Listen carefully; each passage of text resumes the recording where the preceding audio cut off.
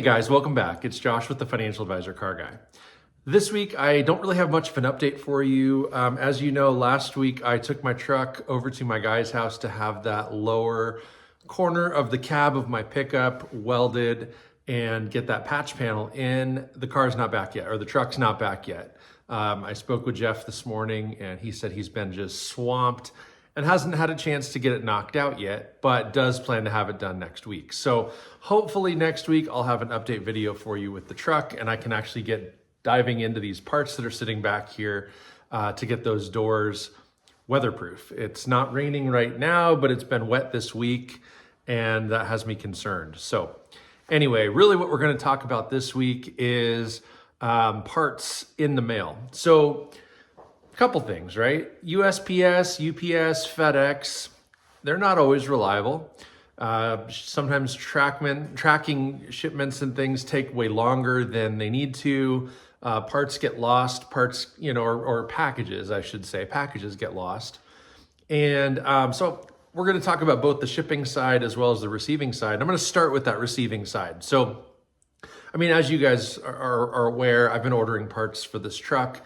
And, I think we talked about it last week and I didn't rewatch last week's video to remember before filming this, but basically I had the wrong parts for the doors. So I had to order the correct ones and I was told to mail back the old ones, the wrong ones. So when I ordered the correct parts, I got one shipping number, one confirmation for the order and all that stuff. And that was fine.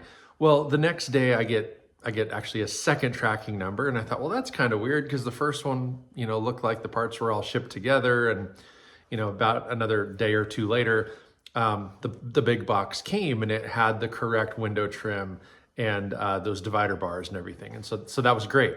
What was missing was the felt liner that goes at the bottom of the window that kind of keeps the window firm. Like when it's all the way up, and all the way down, and it kind of wipes the window. It's felt lined and keeps things from rubbing and all that. So I thought it was strange that those were coming separate, but we talked about this. Drop shipping is a thing. And if they don't have the parts in stock, they might have the manufacturer or some other location send those parts. Well, again, the tracking number both said they're leaving Las Vegas and coming here to Oregon. And again, 2 days later, the big box arrives, which is great. That's timely. The small box was MIA. So a couple of days go by, and I'm tracking it and it doesn't seem to update the tracking. Well, then all of a sudden I find out, I track the package and it's in Pittsburgh, Pennsylvania. Now it came from the same location, Las Vegas. It went way east to Pittsburgh before making its way back to the Pacific coast here in the Northwest, right, Oregon.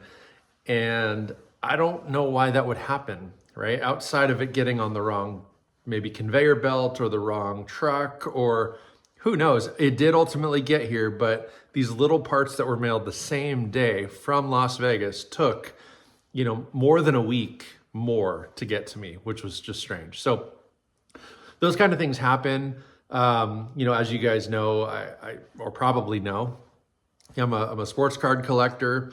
And I buy and sell cards online periodically. And it's not uncommon for a sports card to literally take a month to get to where it needs to go. The Postal Service is not doing as great a job as I'd love to think they do. Sometimes packages don't get scanned appropriately, so they don't update the tracking numbers and whatever else. So that's kind of on the, the receiving and the shipping end. But the other thing I wanted to talk to you about is just the crazy cost of shipping car parts. So to go along with those door part story, they said, yeah, we'll give you an authorization number. Go ahead and box that stuff up, send it back. As soon as we receive it, we'll process it. We'll refund your credit card.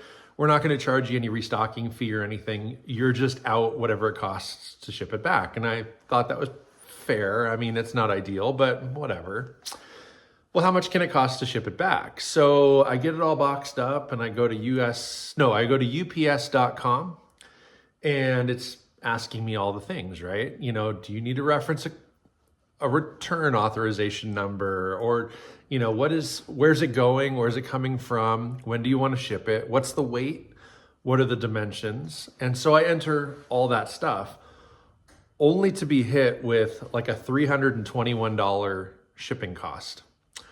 I'm like, what the heck? Those parts weren't even that expensive. I'm literally losing money. I was thinking I'd, pay 25 or 30 bucks to mail them back and that'd be fine. But it was over $300. I'm like, well, that's absolutely absurd. Let's look elsewhere.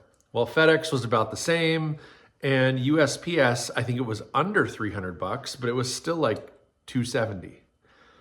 I'm like, what in the world, So I start messing around with the dimensions of the box. And really what it comes down to is it has nothing to do with the weight.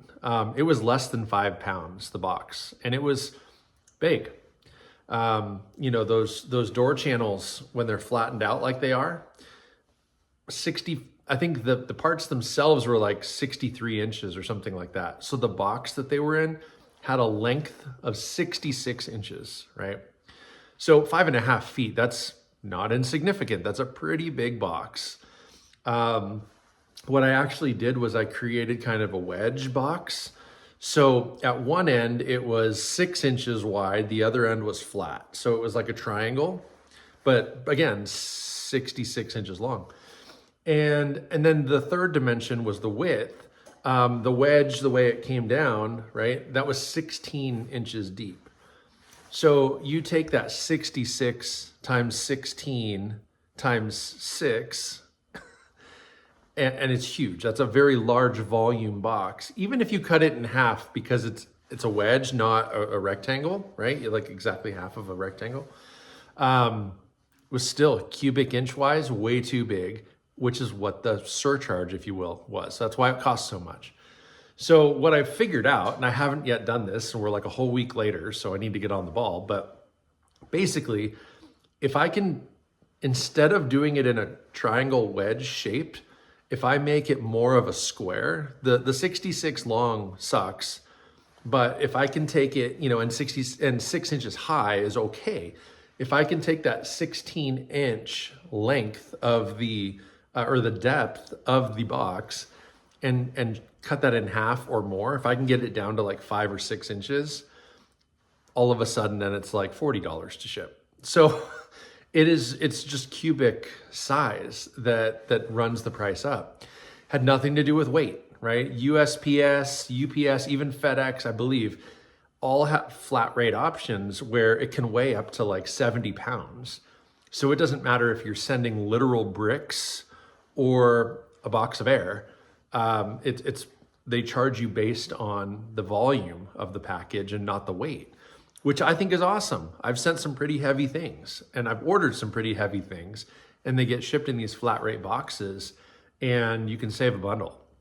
So anyway, that's kind of the lesson I learned is don't waste space when you're paying for postage, because if you can build a box, which I had to do, right?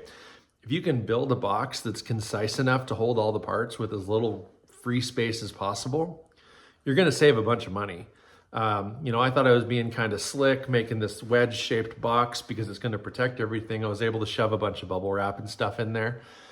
More than I needed. I want the parts to get back in good condition because I want my full refund.